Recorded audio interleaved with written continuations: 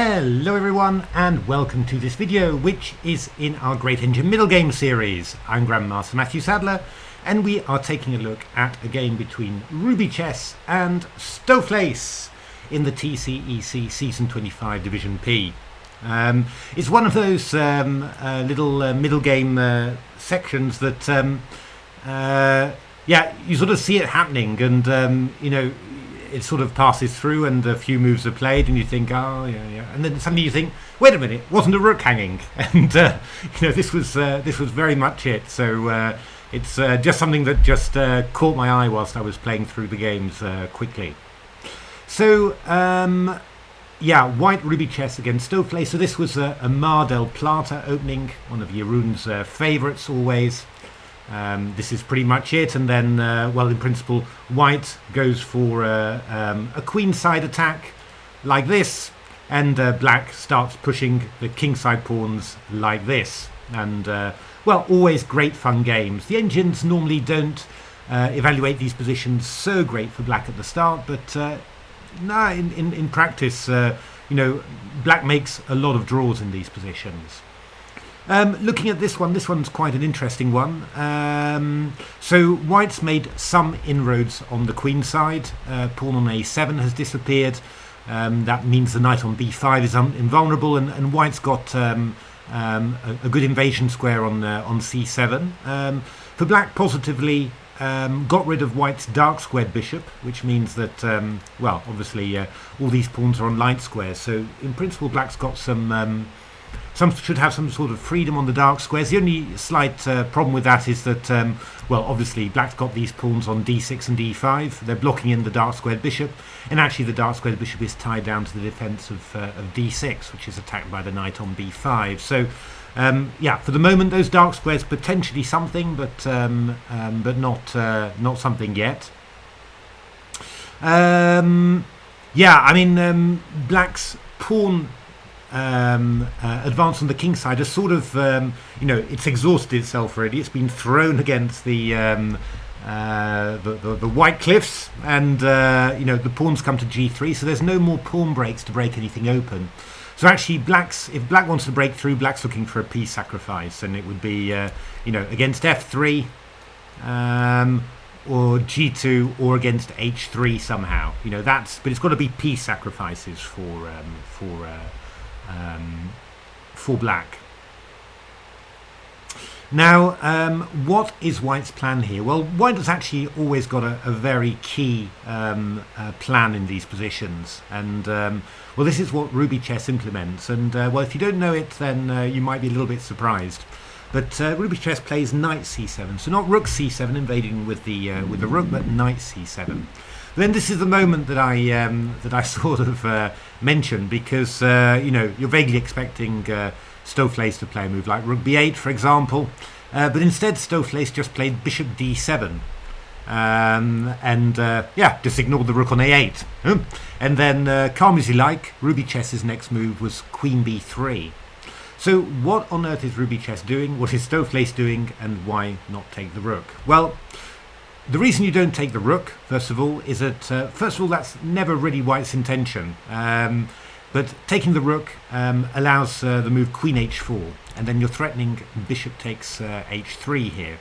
And when you go bishop f1, there's this very unpleasant move e2, just trying to distract the bishop away from the defense of h3. So actually the only thing that you can do is to go something like queen e1 to try and get the queen to defend f1 and h2, basically make the queen a big bishop.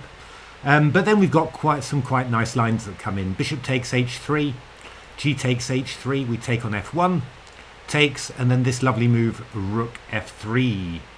And when you take on f3, I go check, king g1, queen h2, king f1, knight h4. And the great thing about this is that white's got no checks or anything like that, and otherwise we're just forcing that g-pawn through.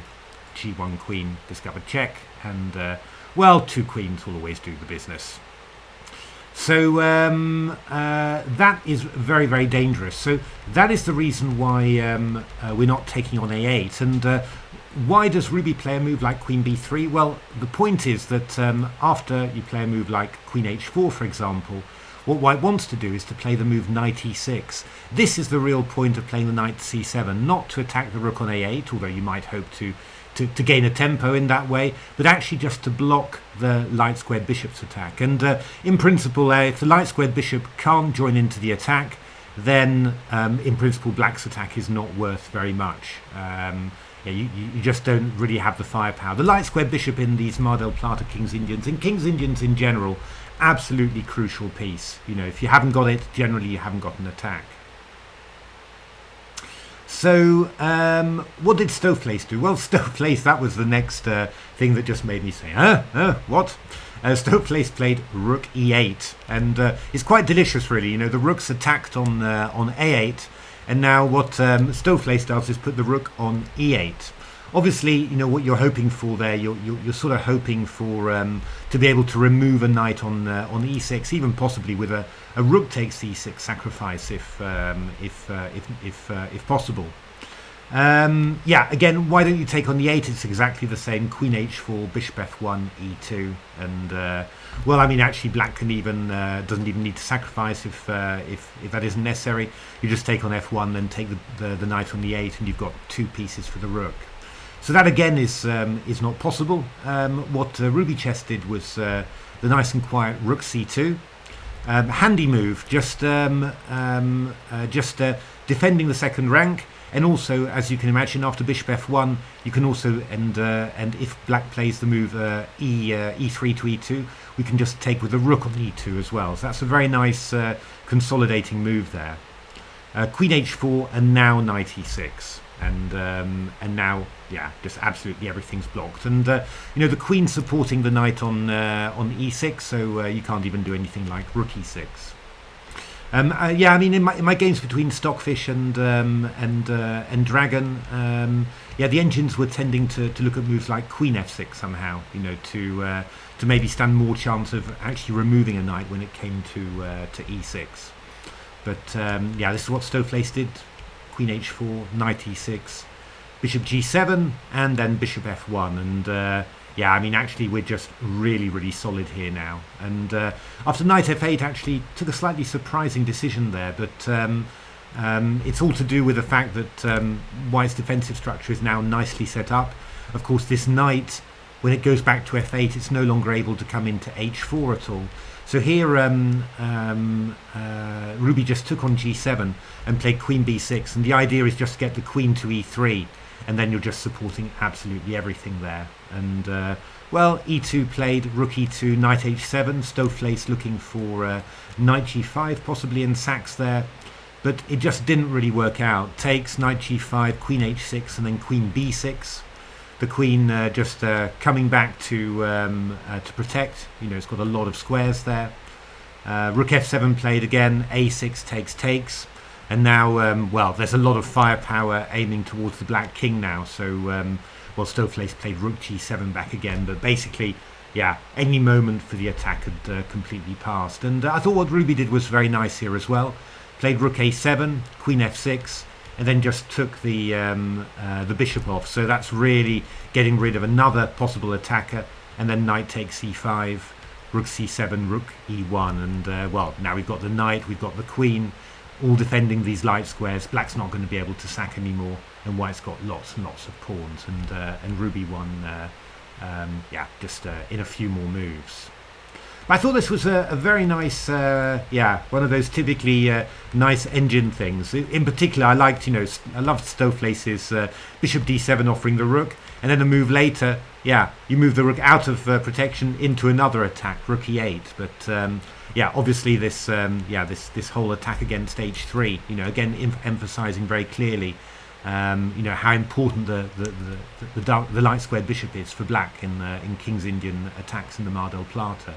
And I like very much what Ruby did. This rook c2 I thought was a lovely little move, just covering the second rank and just sort of making sense of it. And again, nice to see this typical idea for white, not invading with the rook on c7, but invading with a knight in order to come to e6 and block the attack of the light squared bishop on the pawn on h3. Very instructive game there. There we are. I hope you enjoyed that. If you liked the video, give a like, subscribe to the channel, tell your friends, take a look at my new books. all full of analysis and insights like this. And yeah, well, I hope they're interesting, and if they are, I think you'd love the books. And otherwise, thanks very much for watching, and hope to see you at the next videos. Thanks for watching.